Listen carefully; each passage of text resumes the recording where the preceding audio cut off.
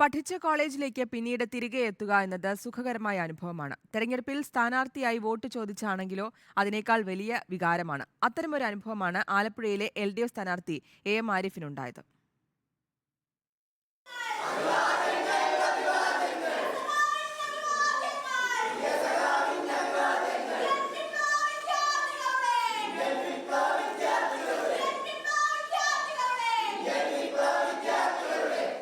ആലപ്പുഴ പട്ടണത്തിലെ ഏറ്റവും വലിയ കോളേജാണ് SD കോളേജ്.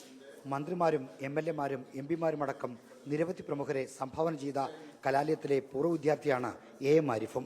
നീണ്ട വരാന്തകളും വിസ്തൃതമായ ക്യാമ്പസുമൊക്കെയുള്ള SD കോളേജിലേക്ക് ഒരിക്കൽ കൂടി AM ആരിഫ് എത്തി. സ്വന്തം വിജയത്തിന് വോട്ട് തേടാൻ.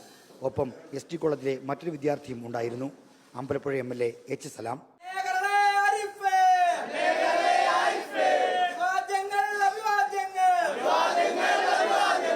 കോളേജുകളിലെല്ലാം പോയി.